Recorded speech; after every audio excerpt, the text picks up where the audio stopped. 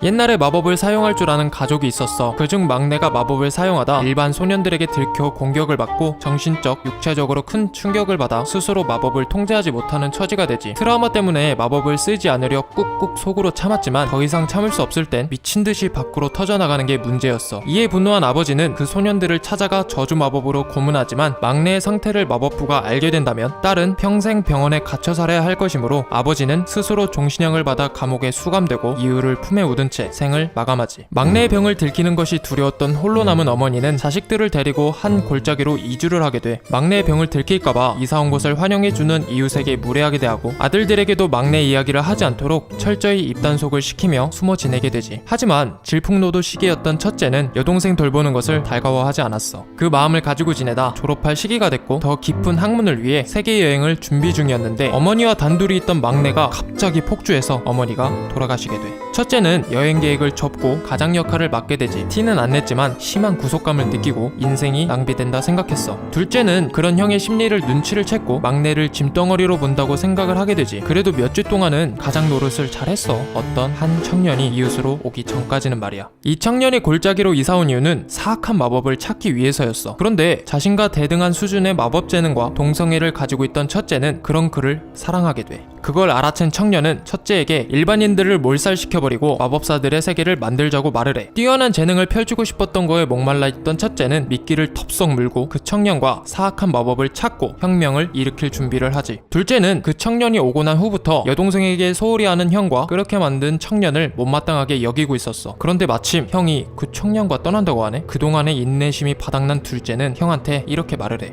형, 이제 그만 포기해. 막내는 아무데도 갈 수 없는 거 형도 잘 알잖아.